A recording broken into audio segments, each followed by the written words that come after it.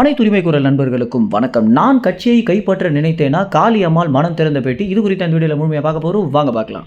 கட்சியில் காளியம்மாள் அதிகப்படியான வளர்ச்சி அடைந்திருக்காங்க அப்படின்ற ஒரு காரணத்தினால தான் அவங்க மேலே இவ்வளோ பெரிய விமர்சனங்கள் தற்போது வந்துட்டு இருக்கு அப்படின்றத காளியம்மாள் பார்த்தீங்கன்னா ரொம்ப வெளிப்படையாகவே ஒத்துட்டு இருக்காங்க.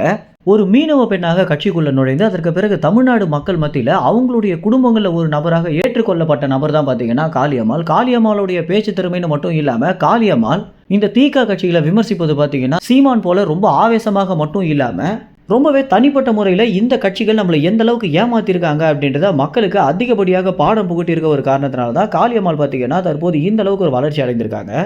இதனால கட்சியிலிருந்து இவங்களை பிரித்தே ஆகணும் அப்படின்னும் இல்லைன்னா இவங்க சீமானுக்கு இணையான ஒரு வளர்ச்சி அடைந்துருவாங்க.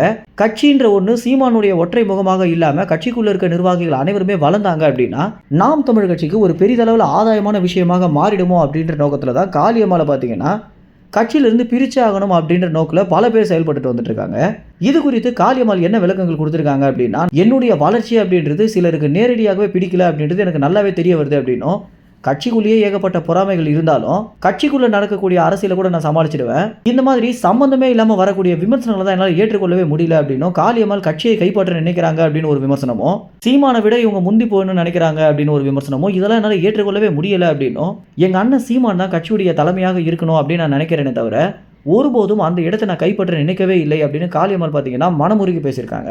அண்ணன் சீமானுக்கும் எனக்கும் ஒரு பெரிய பிளவை ஏற்படுத்தணும் அப்படின்ற நோக்கத்தில் வரக்கூடிய விஷயங்கள் தானே தவிர எங்களுக்குள்ள உண்மையிலேயே எந்த ஒரு பிரச்சனையுமே கிடையாது அப்படின்னு காளியம்மாள் பார்த்தீங்கன்னா இந்த ஒரு நேர்காணலில் ரொம்ப வெளிப்படையாக பேசினது மட்டும் இல்லாமல் இனி வரும் காலங்களில் மேடைகளிலேயே இந்த விஷயத்தை நான் ரொம்ப வெளிப்படையாக பேச போகிறேன் அப்படின்னு சொல்லியிருக்காங்க.